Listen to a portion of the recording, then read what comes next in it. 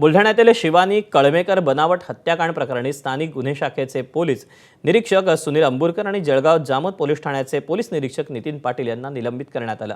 मात्र या प्रकरणाशी संबंधित वरिष्ठ अधिकाऱ्यांवर अजून कुठलीही कारवाई करण्यात आली नाही। तपासात मार्गदर्शन करणाऱ्या पोलीस अधीक्षक आणि अप्पर पोलीस अधीक्षकांवर कारवाई कधी करणार असा सवाल विचारला जातोय।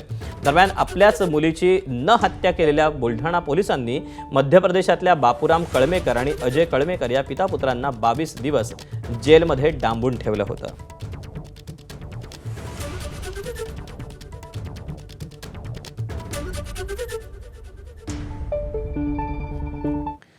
बुलढाण्यातील शिवानी कळमेकर बनावट हत्याकांड प्रकरणाला नवं वळण मिळालं। हत्येची कबुली द्या अन्यथा सर्व कुटुंबाला उचलू असं पोलिसांनी धमकावल्याचं कळमेकर पितापुत्रांना म्हटलं, तर पोलिसांनी जंगलात नेऊन बेदम मारहाण केल्याचा आरोपही त्यांनी केला। हमारे को पुलिस वाले ने उठा के लेके गए, वहाँ पूछताछ कर रहे हैं कि तुमने तुम्हारे लड़की को मारे करके। हमने नहीं बोल रहे, फिर भी वो बोल ही रहा कि तूने मारे।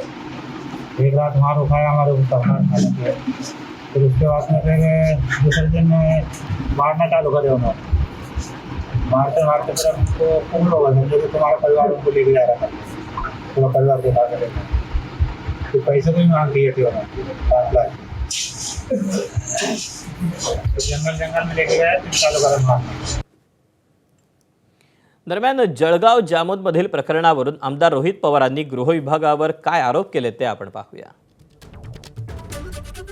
रोहित पवार म्हणतायत, जळगाव जामोदमध्ये गृह विभागानं गरीब आदिवासी कुटुंबाला खोट्या आरोपात गोवण्याचा प्रयत्न केला। त्या कुटुंबाला सोडण्यासाठी पोलिसांनी 5 लाख रुपयांची लाच मागितल्याची नवी माहिती समोर येते। हे सत्य असेल तर याला आपल्या पोलिसांची विकृतीच म्हणावी लागेल। त्या कुटुंबाला तत्काळ आर्थिक भरपाई द्या आणि संबंधित पोलीस अधिकाऱ्यांना बडतर्फ करा अशी मागणी रोहित पवारांनी केली आहे।